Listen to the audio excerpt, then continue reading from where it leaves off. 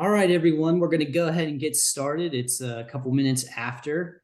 Thanks for everybody for joining. We know this one was a little off our normal schedule, so we appreciate everybody showing up. Again, if you haven't put your information into the chat, go ahead and do that. We're looking for your name, your email, your organization, credentials. We'll use that to track attendance, help track attendance, and also for intros. We have a didactic today from Kristen Boyce, I'll be turning it over to her here in a second. We do not have a formal case for the session. So if you do have questions or anything like that, please feel free to put them in the chat or unmute and ask them. We kind of have a new saying here in Echo that a Q, meaning a question, will do. Okay, we just need a question for a case, so Q will do. But Kristen, I will turn it over to you and take it away. Wonderful, thank you. So hello everyone, good morning. So I'm Kristen Boyce. I'm one of our clinical social work faculty, and I mainly work with children and adolescents and their families. So we're going to talk about what do we do when we're working with them. So I wanted to pull this slide up to kind of give a little bit of information on adolescents. And so I put 8 to 12 because depending on what data you look at, they say adolescence starts at slightly different ages, but all the way through 18. So we know that the brain's frontal lobes, especially the prefrontal cortex, which is the part that governs reasoning, decision-making, judgment, and impulse control, those are the last parts to develop, and that's typically around 26. So as we see that changes over time. So this would explain typical teenage behaviors, such as like the up and down of emotions, risk-taking, boundary testing, different explorations and assertions of their identity, peer relationships, and transitioning to more of that independence. So I'm gonna and go on. So it's some tips that I wanted to offer. So we're often the first point of contact when with adolescents, whether it's at a home or if they're coming into our office after an event has happened. These are some of the tips I like to offer people. It's important to listen, validate the experiences that they have had, validate the feelings that they are recognizing, provide a safe space for them, let them lead. Include them in as much decision-making as we can, especially unless it's some other safety concerns. Working towards change. We often hit a lot of resistance in those first few sessions or the first few meetings with young people. Working to understand them as individuals, and then working to build a healthy relationship. Right? We know that those relationships are one of the most important things and to encourage that change and to build an alliance. When I was thinking about what I do when I work with adolescents most often, I think about the first few sessions, I'm spending a lot of time doing motivational interviewing. So I thought that would be a really good place to kind of start and focus a lot of that attention today. So what is motivational interviewing? Motivational interviewing is a clinical tool. It's an interview style. It was created to assist people who are not ready to make changes in their lives. I like to use this tool because it's collaborative and helps build readiness to change and willingness. It's person-centered, so it follows their lead. It helps with building empathy and compassion and working to avoid our own anger and judgment if we kind of hit that roadblock. So we'll talk a little bit about like rolling with resistance. So some of the basic principles. So it helps us express empathy when we're practicing those reflective listening skills, helps us become aware of inconsistencies with their talk. I work with adolescents all the time, and we'll spend half of the session listening to the story, kind of pulling out more information. And then they'll say something, I'm like, hold on, like, I think earlier you made this comment, and I just want to make sure I'm clear on where I'm going in my thought process. So it helps us pull out some of those inconsistencies. It honestly helps us avoid getting angry or placing judgment, right? If I'm being open-minded and just rolling with that resistance where they're at, we can talk more about what's going on pulling out different questions, not challenging them too much in those early meetings. And it also helps them kind of create their own solutions. Some other aspects of motivational interviewing. So these areas we want to work to stay open-minded. We know that these young people have been through a lot. A lot of the times we don't know all of the things that they have been through. So staying open-minded, listening.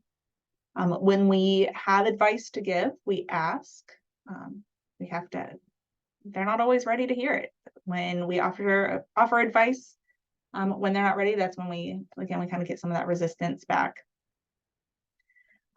Using open-ended questions, that's going to help us elicit more information. If we do yes or no questions, it's not like we're not gaining anything from them. Remembering that they are the experts in their lives. They can provide more information about their own behaviors, feelings, and needs without even directly saying it. So working on really being aware of their body language, what they're saying, how they're saying it. And then working on like the pros and cons of behaviors. In this, I know we've talked before about, sometimes teens run away. I have a teen that will be like, I'm just going to run away. I say, okay, that is an option.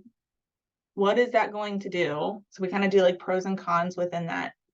I'm not going to say, no, that's a silly option, you shouldn't do it. But I'm going to kind of play with it a little bit. Okay, that's an option. But what are the benefits of doing that? So you might get away from the situation for a little bit, but the risk is that now we're being picked up by the police. Which one feels better in the short term and the long term? So PACE is an acronym. Working on building our partnership. So that's referring to active collaboration between us and the teen. The teen becomes more willing to express their concerns when we're empathetic and we show genuine curiosity. This partnership, we are the one that's most influential, but the client, they drive the conversation. Acceptance. So that refers to our respect for them and the approval of the client. That doesn't mean that we're agreeing with everything that they're doing or that they're demonstrating. It's that we're working to understand and accept them for who they are and all of the things that they've been through. We also think about compassion. So this refers to our active promotion of their needs and prioritizing their needs. I've had folks come in talking about, well, I haven't been able to eat yet today. I tend to have snacks. Okay, well, would you like something to eat? Right. So it's kind of like basic needs, but being aware of where they're at that moment. And evocation. So that's the change, elicit and explore motivations, values, their strengths, and any resources that they already have. These teens are really resourceful. I am always impressed whenever folks are like, well, I know someone who will send out like Cash App requests for money from everyone that they know. And that's one way that they're figuring out how to meet their needs whenever they want to eat different things or if they have events that they want to go to. Is it the most realistic and like appropriate one? Probably not. But they're being resourceful. They're figuring out how am I going to be able to do the things that I want and need to do. So this, we're going to break it down a little bit. So that the engagement. So do I understand their perspective and their concerns? Right? How comfortable are they talking to me? Do they want to talk to me? Are they reaching out? Or do they come? I think about like, are they coming back to session? They don't have to do a lot of things, but they choose to. The focusing. Are we working together on the purpose? Do we have the same goal when we're working on this? Where am I at? So sometimes we kind of put our own goals ahead of where our clients or our teens are, and kind of putting ourselves in check within that, like, okay, what is it that I'm doing? Is this interfering with their goals? And then refocusing that. Evoking. So this is back to the change. What change talk am I hearing? Are they talking about the future? Are they talking about goals? Do they have expectations for themselves? Are we seeing them moving too far into the future? Are they moving too fast in one direction? I talked to a young person the other day. They're like, my ex-boyfriend has a baby and I'm going to be its mom. Like, that was like, they haven't dated in years. So we worked on like, okay, let's slow that down a little bit. How do we work to achieve that goal, if that is the goal that we want to have? And then planning. Am I remembering that I'm working to evoke the change, get them to kind of come up with the plan, or am I prescribing a plan? And it's more likely that they're going to be successful if they are within the plan making of their goals, versus me saying this is what you need to do. Am I offering needed information or advice with that permission? We'll talk about that in a minute. Am I staying curious about what's working best for them? Am I aware of where they're at in that process? So asking permission is really important when we're thinking about working with anyone, not just teens. If we don't get permission before we give advice, most likely it's not going to be heard. So asking, can I share information with you? Can I offer some support? Would it help if I give some ideas? Can I offer this idea that I have within this context? So this way that they're gaining commitment. They see that they're the ones in control. They have that ability to say, oh, yes, you can. I am welcoming your advice. Teens often experience people telling them what to do all the time, which is where we kind of hit a lot of that wall, that resistance. So asking puts them back in the driver's seat. Kind of the root of motivational interviewing is ORs. So those open-ended questions, trying to avoid questions that are just yes or no. Tell me about your day. Opens it up. Instead of, did you have a good day? That's a yes or no. It shuts it down really quick. So open-ended questions can give us more information. Those affirmations and those reflections, we want to verify that we heard what they were saying. So responding and affirming that's capable with their behaviors. Sometimes I'll be like, I've got teens that'll ramble on quite a bit. I might stop and be like, I want to make sure I understand all the things that you're telling me right now. I want to make sure I get this right. That also opens it up for, if I make a mistake, they can be like, no, that's not what I meant. Okay, help me understand what you're talking about. So I'm really taking that investment in those conversations. And then summarizing their statements. We want to listen as carefully as we can, reflect on what they've said, repeat it back, summarize. So sometimes it's a big chunk of information that they're giving us. So really working to be as present with them as we can be. Understanding resistance is another thing, right? A lot of times when we're seeing teens, they don't want to see us. So we see that as negative or a defense.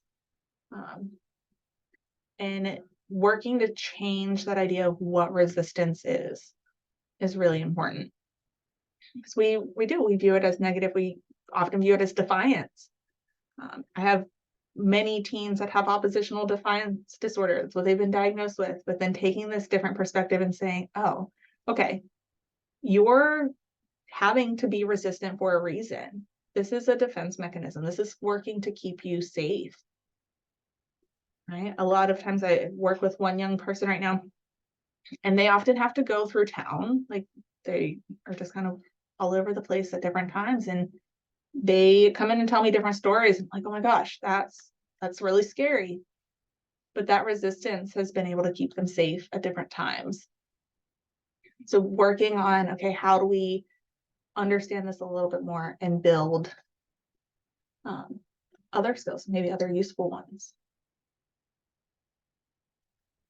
This is where we're rolling with that resistance. So working to reframe it, tapping back into that empathy and being supportive, reflecting what we hear without those judgments, help them feel understood. Again, I've had folks come in and they're really angry and frustrated, and they sit here and they're like, I'm just here because my parents are making me, or I'm here because I did this. Gotcha. That doesn't sound fun. So what do we need to do to help meet the needs of probation? What do we need to do to help get mom and dad off your back for a little bit? And really being able to pull out their thinking, kind of, is it good to stay where we're at, or should we make different changes? And then rolling with where they're at. Oftentimes they come up and they're like, okay, these are the things that I want to do. And this is what I can do to feel better, to be more independent, to gain the skills that I want to gain. This also helps us track their readiness to change. I have a young person who they originally came to me for TBT. They were kicked out of school and wanted nothing to do with me. They didn't want to do a school. They have a problem with authority. We're now seeing each other for about a year, and she comes in and she tells me just about everything. Some things I'm like, oh, that's a little too much information. But she's actually willing at this point to make change. And we've integrated it a little bit throughout our time together. But if I would have kind of stood up against her resistance initially, we might not have that connection that we do now. So I can acknowledge and kind of pinpoint different points where her readiness to change was different. And once we identify that, then that we can work to introduce different behavior changes or different skills overall.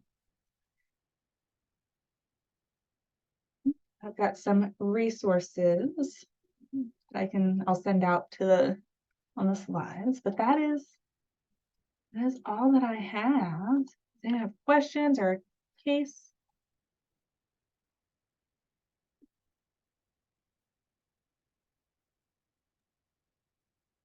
So I have a question, Kristen, and I wondered if partly in answering this, if you can talk a little bit about Prevent Clinic and how that works, just so people are aware of that resource. Yeah. But how do you integrate family work into your work with adolescents? Like, how do you know when to bring in family members, and what does that look like? Yeah. So I will touch kind of on Prevent Clinic first. So Prevent Clinic is our adolescent substance use clinic.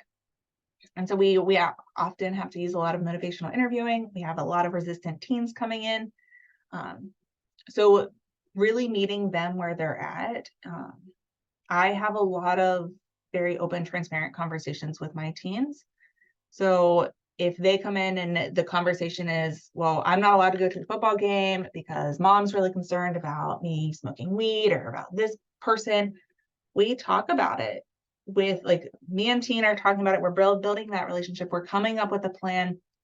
And then is it realistic that we get buy-in to go to the football game this weekend? Probably not. So being honest about that and then saying, okay, what do we get to do to go to the football game next week? So we kind of devised this plan.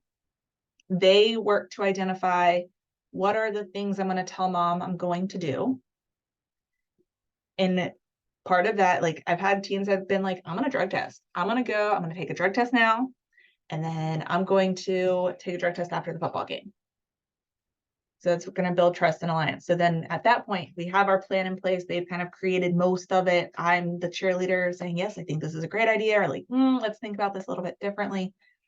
And then we pull parents in or caregivers, wherever they're at with life, and have that conversation with them. And then we really have this open dialogue on what are the concerns that parents are seeing. Is it just about the marijuana use, or is it about certain activities that could happen with different people? Are parents present? Do they kind of hang out in the corner at the stadium while a kid kind of does their thing with their friends? So really meeting them where they're at. anytime I have a conversation with a parent, I try to be open with the kid. I'll ask their permission. Is it okay that I talk with parents right now? Oftentimes they're like, I don't know. I'm like, well, listen, these are the things that I want to talk about with them. I'm sure that they have input. But these are the things I want to touch on and kind of explain to them why. No one has told me no. Whenever I'm like, let's be open and honest about it. But I let them lead a lot of that. If there's a situation that does come up during a session that I feel like a parent is needed to be involved in, I tell them, like, I'm concerned about these things. I think we need to pull whoever brought you in today, or I want to reach out to parents and then get their buy-in for that, because it's not about being punished. It's just about safety concerns typically at that point.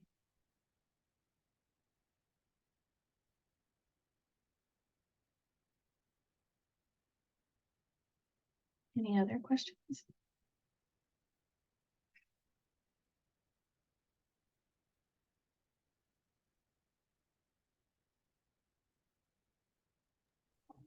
I know we have a variety of people here. Go ahead, Sorry, Deborah. Laura. Go ahead. Actually, I haven't heard of the Prevent Clinic, and I was wondering if someone could tell more about that, and like who the contact person is for referrals and what the criteria is for a person to participate in that. Yeah, wonderful. So I can send Jay the flyer for the Prevent Clinic also. So it is, like I said, it's our adolescent substance use clinic. It is a multidisciplinary team. So there's myself as the lead clinician. We have a psychiatrist on staff, and we have a resident fellow, and a couple other like social work students on board as well. So we're all able to see clients. It's a one-stop shop, so we can also, if medication is needed, we can route kind of medication into those sessions, because we recognize 3 appointments in one day can be overwhelming. If family therapy is needed, we can lump that in as well. So it's really tailored to the needs of the teen at that point in time. We have seen a variety of substance use. So we've had folks who are working on decreasing their vaping or nicotine use. We've had folks using marijuana quite frequently, alcohol use. We have had folks that have tried a little bit of everything, and they're kind of at that point where they're ready to cut back. We have the abilities to do medication-assisted treatment. It's a growing model, so I know that there's not all of the components provided for that, but we do have the abilities to get started and assess what other services are needed. And the referral contact is Olivia DeVille. So she is our case manager. So I can have her email. Well, I think her email is actually on the flyer. Or you can always message me directly and I can get things to her. Great, thanks very much. No problem.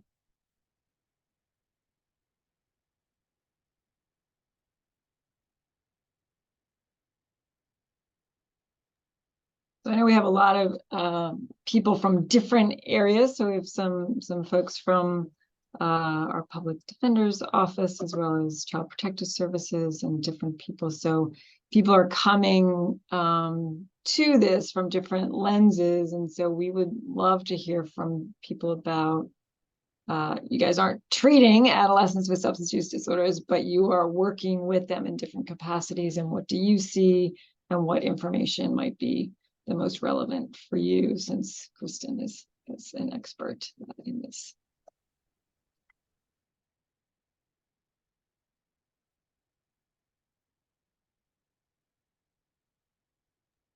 You can just unmute, or you can put your information, question into the chat.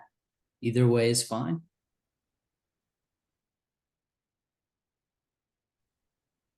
I'm Mallory Thompson, coordinator of programs with Public Defender Services. No, I do not work one-on-one with children, but I am on our youth task force team.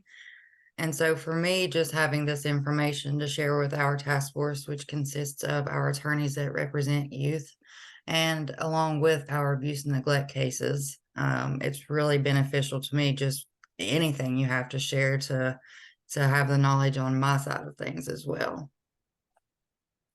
With our programs and training sessions and things like that. So I appreciate the invite. Thank you.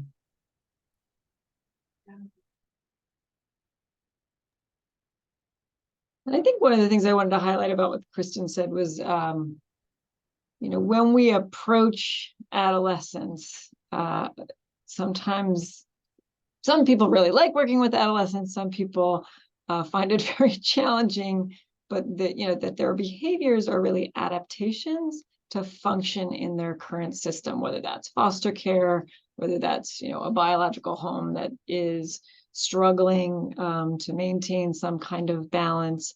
And so their behaviors have meaning. Like, their behaviors are ways that they're communicating with us, whether that's sitting sullen with their arms crossed or engaging in high-risk behaviors themselves. Like, what is driving those behaviors, and approaching them kind of with curiosity versus, you need to quit doing that kind of approach.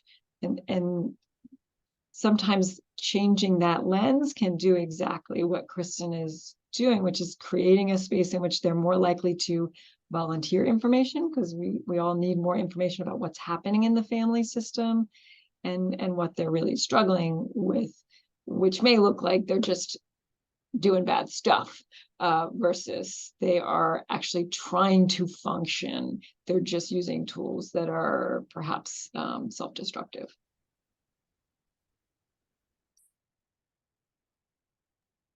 So if anyone directly works with adolescents and has any kind of case they want to talk about, we would welcome that.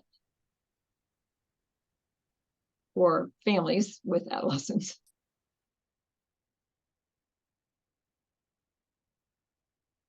I can share on one that I've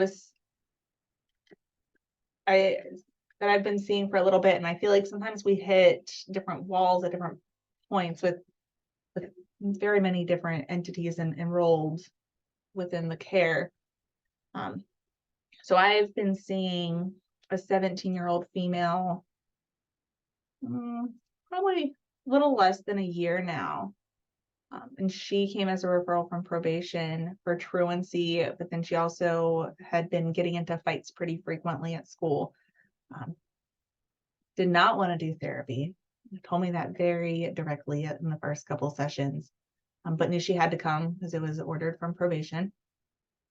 Had been through it all with other people, has only shared really like the tip of the iceberg of her life experiences.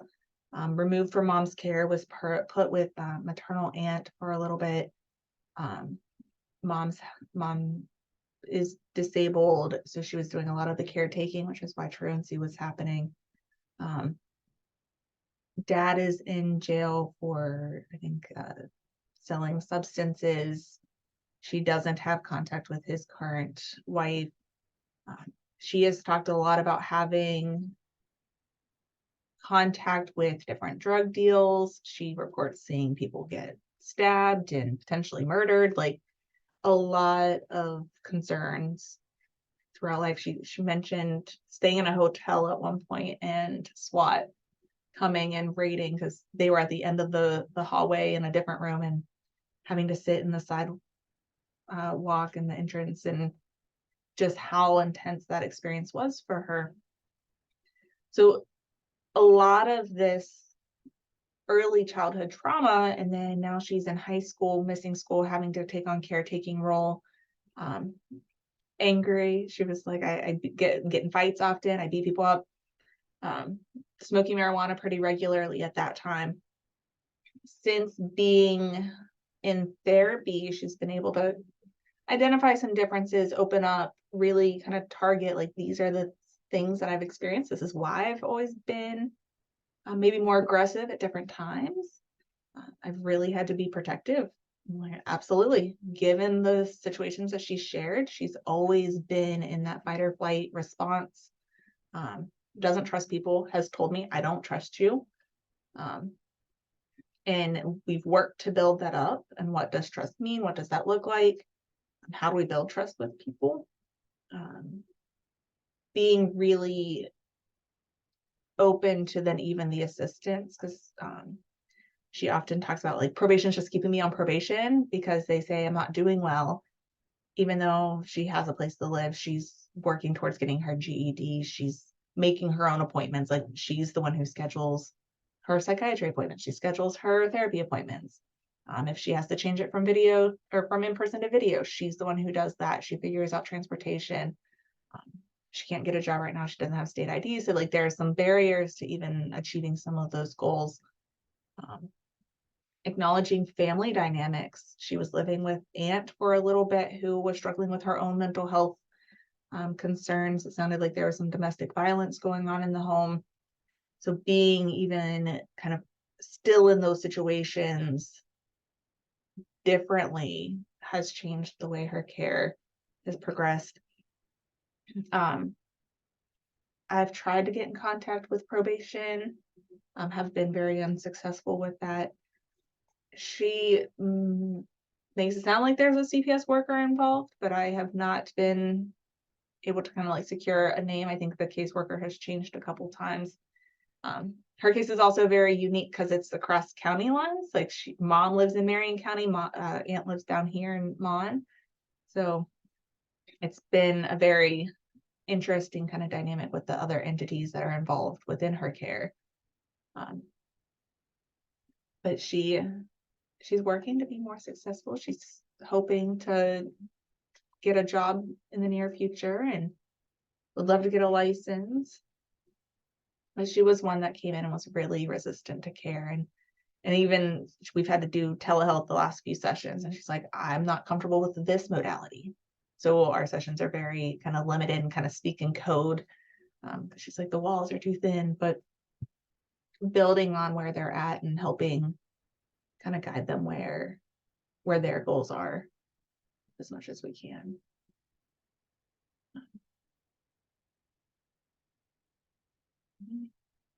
Any thoughts? Any ways to best support someone within? She's not smoked in over a year, so her drug screens are coming back negative. It's really building her support system, her team.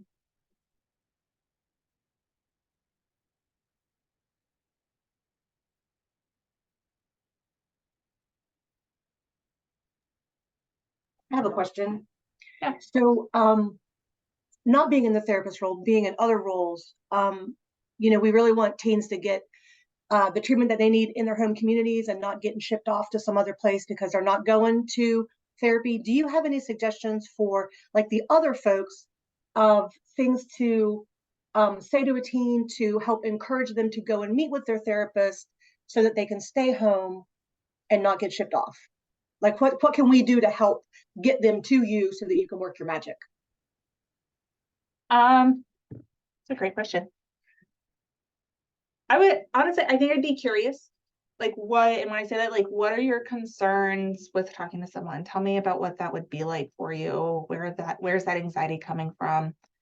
If you, and I know this isn't like fully realistic, but if you know like a handful of folks, like therapists in the community, being able to be like, well, you know what, I know Kristen and I think she's really cool. You might not think that, but maybe you could give her a try. Let's try at least like 3 or 4 sessions. Because really the idea is get them through the door and then we can work on building that relationship. So if we can get them to commit to at least 1, or like I go big, like, let's start at 4. If they're only willing to commit to 2, they're through the door, they're coming to 2, and then I get to kind of take over and build more of that buy-in. But I would really work to be curious.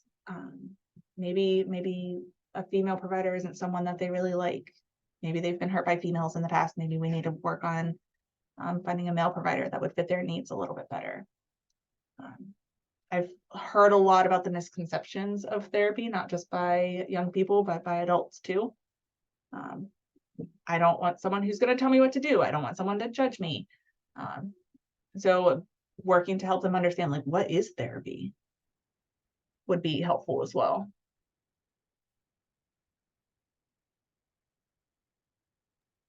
Great, thanks for that info.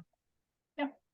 I think also like warm handoffs are beneficial. And I think now in the, it's not always possible, but in the world of telehealth and especially with adolescents, I think pulling in like a televisit and doing some warm handoffs. Sometimes if you have a worker that reaches out and says, can you just meet them? They're on your schedule for next week. Like, just say hi. It's very scary. It's intimidating. You're expecting this individual to, talk about their trauma history, and to meet a new provider can be very scary. So sometimes those warm handoffs can be really beneficial. To add to that too, if we're not able to make that connection, sometimes I do like a directory search. I have clients that are meeting with different residents, so I'm like, let's pull them up. Let me show you who they are. Let's see if there's a bio. Let's talk about what the bio says. What do you think that they might like?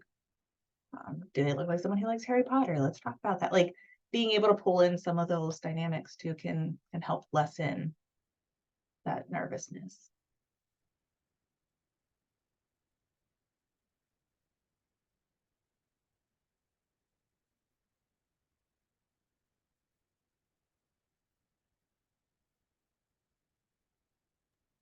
What other questions or comments do we have?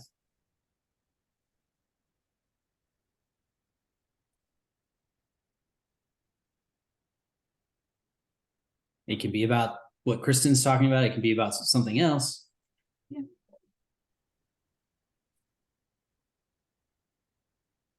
And any examples of the kind of situations, families, adolescents you guys are seeing?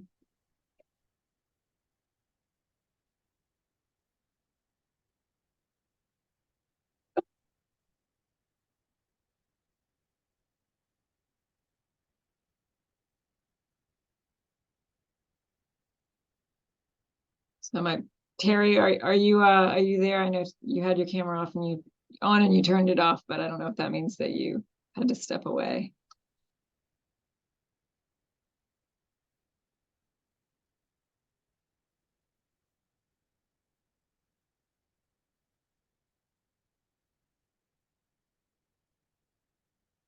Because I know some of the feedback I've gotten from folks at Child Protective Services is coping with crisis situations where families are in need of immediate respite, or kids are engaged in unsafe behaviors, and then Child Protective Services workers have nowhere to put kids and are in hotel rooms trying to keep everybody safe, which is over and beyond what their role really is.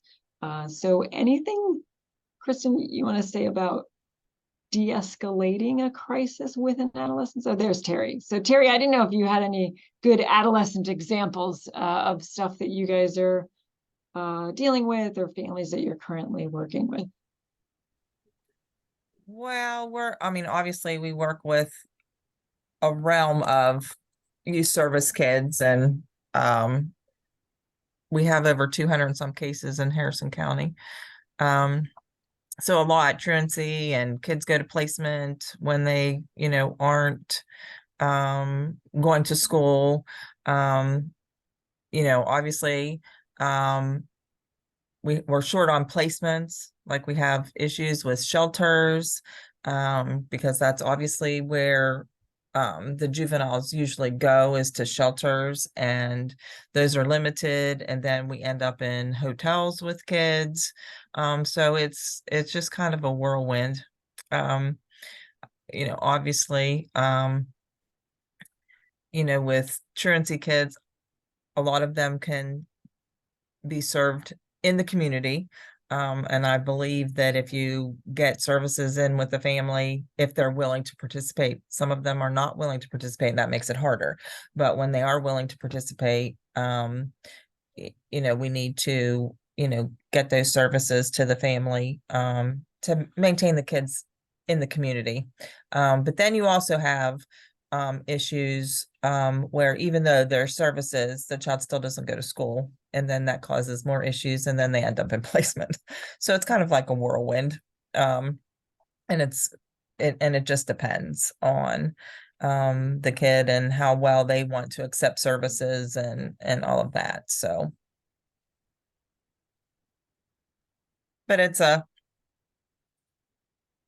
craziness when we have to stay in hotels with children because we can't find placements for them, or until a placement, if there's nothing in state, or if we're waiting on a bed, even for kids in state, and the judge orders them in our custody, we're staying in hotels with them until a bed becomes available, whether that's in state or out of state. But obviously we look for in state before we move out of state for kids. So you guys are spending a lot of time with them at a very like crucial point in the transition process. Yeah, so we obviously we do schedules. We have 2 workers with the youth at a time. During the day, during work hours, obviously they go to school. I mean, we get them to school, and then at the end of the school day, we pick them up, they come back to our office, and then at the end of the workday, then we're back at the hotel. Wow. So that's usually the process when we have kids that we stay with in a hotel.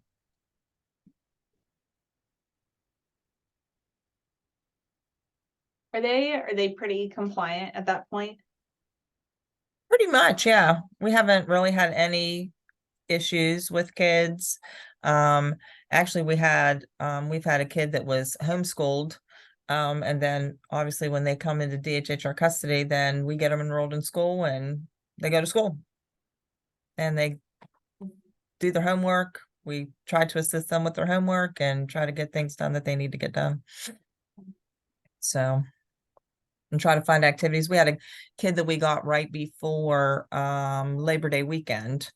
And he had never been to the Italian festival that we have in Clarksburg, and he had never been to the parade. So we took him for lunch, because we always walk up for lunch on Fridays. So we took him up and got him lunch, and he got to experience that craziness up there. But then on Saturday, they brought him to the parade, so he could go to the parade, and then took him to get food and stuff. So he seemed to have like a decent time. So, and he lived in our county for years, but he had never been to the Italian festival. So we try to find activities for them to do, especially on the weekends, because it's hard trying to keep kids occupied. Oh yeah. So I think that's a wonderful example of like, right, meeting someone where they're at and like really building that relationship, because that's something I've heard a couple of my teens talk about, of like, I went dress shopping for the first time. I don't ever want to wear a dress, but I'm going because my caseworker really wants me to, like, in that, like, just appreciation and that compassion and that alliance that's been built, I think means so much to a lot of them without them truly acknowledging it right now. right. Like you're taking a terrible experience and turning it into as much of a positive one as we can. We try. That's awesome.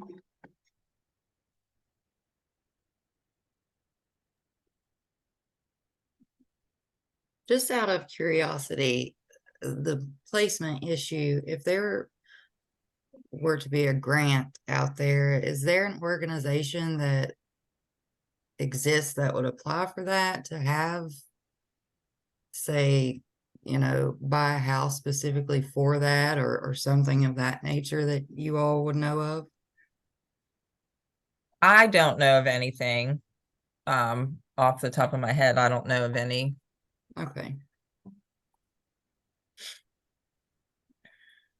I believe there's a residential facility about to open up in Wheeling, the Wheeling area, Kristen. That was kind of just on my radar from this week, although I'm forgetting the name of it. Let's see if I can find it.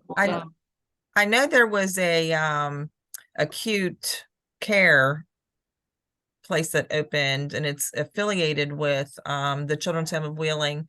They opened an acute psychiatric facility in Wheeling that opened this week. Yeah, that was the Orchard Park. Yeah, Yeah. Orchard Park, yeah. But it's an acute psychiatric placement for Yeah, kids. I think Cheyenne put some comments in the chat, and I think Mallory, what you're talking about is almost like a respite kind of setting that could help until things stabilize and kids could have respite, families could have respite. And I think that is a wonderful idea for the grant. As people know, we have a lot of state money or coming in from the settlement from the pharmacies. And so hopefully, I think housing and respite care are an area that need to be funded in the state. And if anybody has influence on how those dollars get spent, it sounds like there's some agreement about. Yeah, Orchard Park and Highland of Clarksburg, they're both acute units for adolescents that are suicidal or self-harming, that kind of stuff. So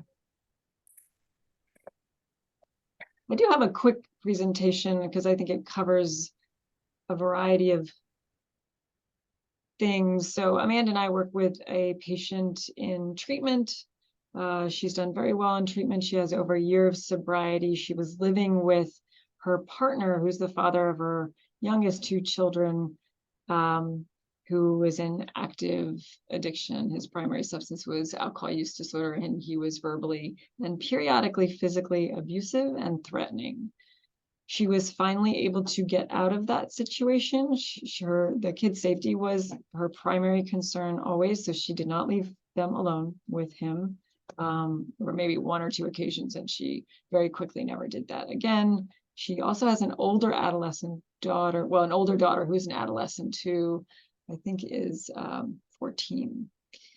So they were able to get out of that situation, which was amazing because it was really hard for her because she was financially dependent on him. He was threatening. He also did things that she believes he was trying to get her to look like she was the person with the problem when actually she's been stable in treatment. And so they've moved to a new community and her daughter's going to a new school. So her daughter is struggling in school. And so truancy is going to be a factor, and I'm working on trying to help her navigate that because she feels tremendous guilt about her history of substance use, which often is a factor when parents have gotten well and gotten stable in long-term recovery, but carry that guilt and then struggle with effective parenting and providing consequences. And then that ends up creating other kinds of problems. So sometimes she lets her daughter stay home because school is really hard. And I'm like, I can just see, where this is leading. So Kristen, I don't know if you have any thoughts about how to prevent a truancy problem when you see it maybe on the horizon. She believes her daughter has her daughter definitely has anxiety, completely understandable, very chaotic home that she grew up in, and that she has a sensory disorder. I'm not sure if there's a diagnosis of that or not. We did refer her to Prevent, but she didn't stick. So you may be familiar with her. I'm trying to think of names. If I see struggles early on with school, I try to ask for a release and talk to the school. So then I can kind of give them the heads up on like what we're seeing, what we're doing in treatment, and working on that is like, how can I advocate for you to have your needs met differently in school? Do you need a place that when you get overwhelmed in class that you can go to the library, or can you go to the office and sit? Like usually I do like a point A, point B thing. Like I don't want anyone roaming hallways. But to work to build like an alliance, coordination of care alliance, but then also like who in the school can we be your safe person? Because if we at least again get them to school, it's very different. And I don't know, they seem to have a different buy into when they're like, oh, everyone's talking. So I can do that. And I've learned a lot that the teachers are really like, they're going above and beyond to make sure like these kids' needs are met. They're acknowledging the struggles that like substance use has brought to all families. It's kind of probably hit all of us at some point in a different way. And they just are very compassionate and are willing to do what they can. So if we can kind of pull them into the team, that can do that. In Prevent, we have I'm trying to think, we've had conversations with families, with the teens in the past of that dynamic shift where like parent was in active addiction and they weren't parenting. And then now they're in recovery and they're doing really well. And now they're kind of stepping back in as parent role. Like that is like culture shock for a lot of them. So working on like coming to like, we had to be self-sufficient for a little bit. And now we're kind of pulling away some of our independence and working to be a teen again. It's at that point, like I think there becomes a lot of frustration within those dynamics, and we don't make it too far within that, but still working on building like how do we have a healthy relationship, although this dynamic is shifting again. And what I often work with on the parent side is it is normal for your teenager to get mad when they have a consequence. It doesn't mean you're doing anything wrong. That's like within the scope of normal. And so helping them tolerate, because that often feels really bad because they're trying to build this relationship and they've screwed up the relationship and they're owning that. And then to get pushback from teens can be painful for parents, and pushing through that, knowing that consequences are helpful, not meant to be harmful. Yeah. There's also wraparound services that can go into the home to work with families that don't have CPS or youth service involvement, and I think they can't have a CPS case, but I think if they're open youth services, they can possibly still go in with wrap services. But the one is Brayley and Thompson does wrap services, and the contact person's Angelica Scott, but I can get a contact number for you. And Yeah, send that part of Echo is to share those resources. So if you want to send any information about that to Jay, that would be awesome. Thank you. Okay. And then he can send it out in the summary email. Okay, I'll take care of that. Thank you. Thank you.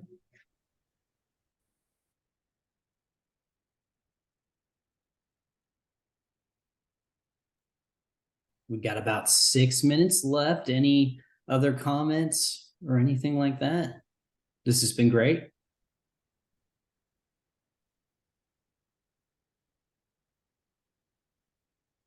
We'll make sure to have everything, like Laura was saying, in the summary email. You'll have all the information we've talked about today.